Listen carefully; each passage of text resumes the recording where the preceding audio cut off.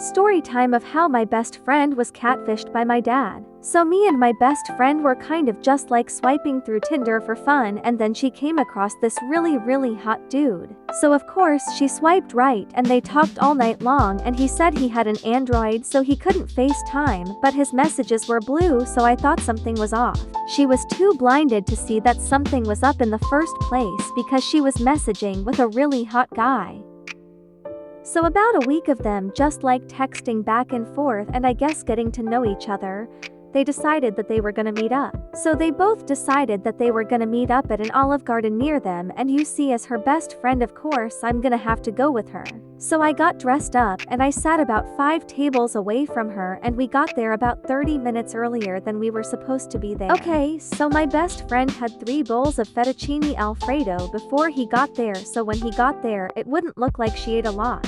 Then I see my dad walk in all dressed up and fancy with a bow tie and everything. This story time just gets so much funnier. So I see my dad walk into the restaurant all dressed up. Mind you, my dad's married to my mother, of course, so I was like, my dad and my mom are finally going on a date together. Then he looks over to my best friend and walks over to the table. When I tell you my heart dropped, my heart has never sank so deep inside me so fast. He sits down and asks her, "Is this Mackenzie?" When I tell you I busted out laughing so freaking hard I fell out of my chair, and almost everybody in the restaurant turned around and looked at me, and so did my dad, and I walked over to the table and I'm like, what the heck is going on here? My best friend is literally just sitting there in shock, no emotion on her face. And he looks at us, he looks really confused, his face goes blank, and then he goes, I was just trying to teach all girls a lesson, told my mom, and I was just getting a laugh out of it." And then she looked through his phone and said that he was meeting up with a bunch of 14-year-old girls. So comes to find out my dad is a pedophile. My mom kicked him out, and if you're one of those girls, I really do apologize. Story time number 2. So when I was a sophomore in high school, I had this teacher who would only let the students in her class use the restroom 1 time per semester. Well, one day I raised my hand and I was like, "Excuse me, I don't remember her name, can I please use the restroom?" And she was like, "No, you can't, because you've already used the restroom in my class's semester." Well, excuse me, you can't dictate my bladder. So I'm like all frustrated, and I started secretly texting my mom because I wasn't allowed to use my phone in class. And I was like, "Mom, I'm sitting in class right now, my teacher won't let me use the restroom," and she was like, "I'll take care of it for you," and I was like, "Okay." So like 5 minutes goes by and all of a sudden my teacher's phone starts ringing, and she walks up to it and answers it, and she's like, "Hello, yeah, okay, thank you." And then she walks up to me like so angry, and she like slams the pass on my desk, and she was like, "Since you have to go that bad," and I was like, "Yeah, really do, thanks," and I got up and left. I didn't even have to go to the bathroom, it was just the principle of it, I just roamed the halls. Story time number 3. This is a story of the time that I caught my neighbor's mom talking smack about me. So I don't know about you guys, but every single Wednesday in my middle school we would have a bagel sale. And some people's parents would come in to help out, and my neighbor's mom was one of those parents. And I had a best friend at the time whose mom would also work at the bagel sales. But this best friend of mine, her mom never let us hang out with each other because she felt that I was a bad influence on her. When in reality, it was the complete opposite.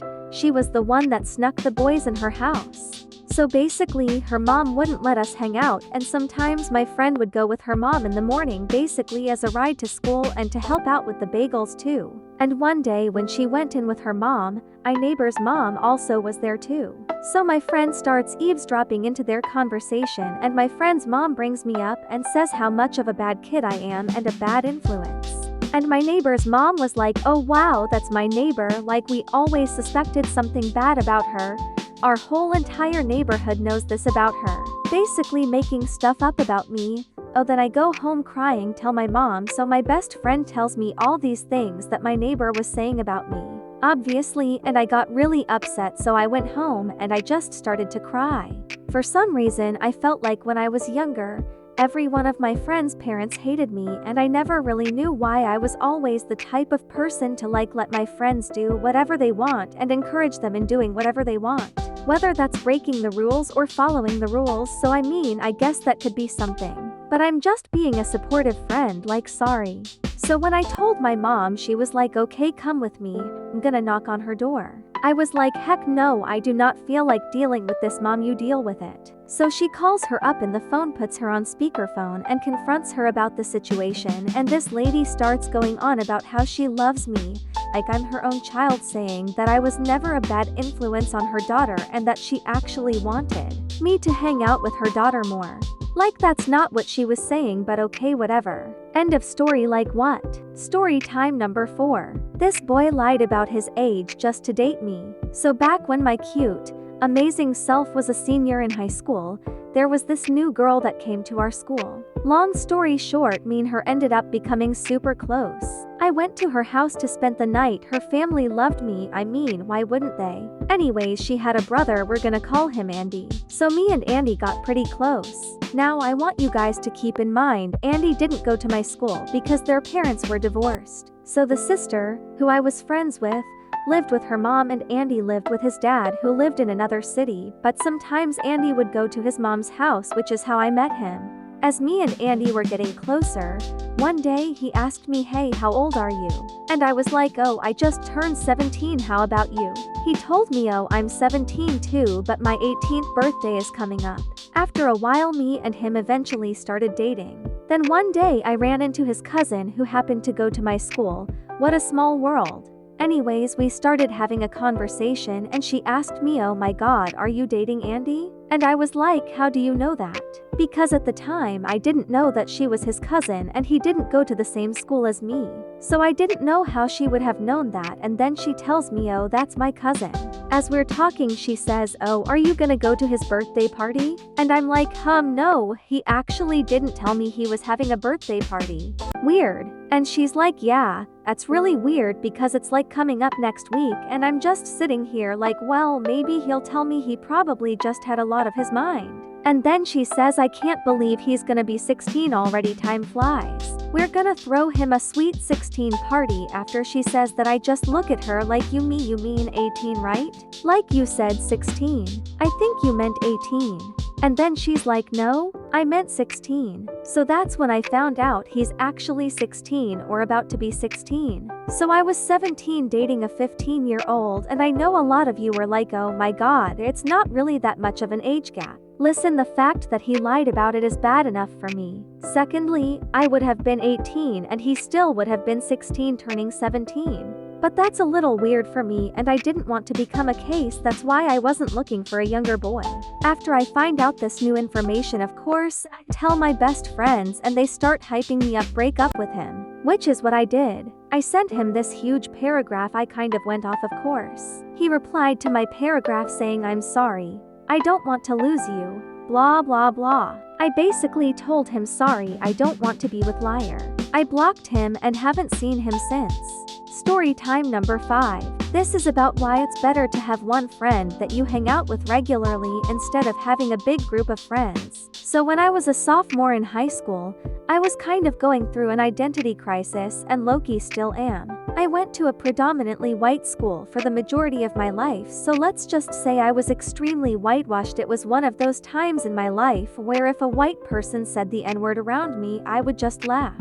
Not because I didn't know it was wrong, but because I wanted to be accepted and I wanted to be like everybody else, and I sought validation. Sophomore year was really when I started to become who I am today. I wanted to learn way more about my culture and my background, so I started becoming friends with people from other schools that are more diverse. Eventually, I met this group of girls, and I thought these girls were going to be the sweetest girls I would ever meet. Now this friend group was serving flavor. I'm talking diverse to the T. One night, we decided that we were going to spend the night at one of the girls' houses. Let's call this girl Kelly. I kept getting lost on the way to Kelly's house, and I thought it was because I didn't know the area that well. Keep in mind, that's what I thought was the reason. I get there and we watch like 4 or 5 movies before I end up falling asleep. When I wake up, I was in a room full of grown-ass men staring at me. I forgot to mention that when I arrived, the men were already there. Mind you, we were in sophomore year. These men looked like they were in college, so I was already a little thrown off, but I trusted it because I was with my friend. When I wake up, these men are like staring at me, but they try to look away really fast, but I could tell that they were staring at me. I started thinking the worst of the worst. I tried to think of any possible way that I could get out of there, whether it was physically or mentally. So I pretend to fall asleep just to escape the reality of it, but then one of the men at the bottom of the bed starts rubbing my feet. I immediately kick my leg so I can get his hands off. Now I'm thinking he's gonna be mad and I'm gonna get raped or attacked, so I try to make small talk to loosen the tension. So I look at the guys and I'm like, hey, do you know where the girls went? One of them looks at me and says, oh, they went home. So I'm like, I thought this was Kelly's house, and they say nothing. So at this point, I think I'm being set up and I try my best to not make it seem like I'm suspicious of them. I casually act like I need to pee, walk into the bathroom, and I see a window. Automatically something clicks in my mind, get the fuck out of there.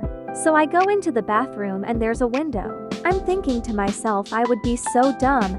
It would be so extremely incredibly stupid to go back into that room full of grown-ass men that I've never met before instead of making my escape through that window right here, right now. So I trusted my gut and I got the fuck out of there. Mind you, I'm in my PJs right now. No shoes, no socks. I'm making my great escape, call me Pablo Escobar. While I was doing all of it, I was in disbelief, like I cannot believe that I'm escaping like right now, like this is actually insane. I did what I believed was right at the moment, and honestly, that decision might be the reason why I'm alive right now. So I make a run for it. I immediately run to the front of the neighborhood.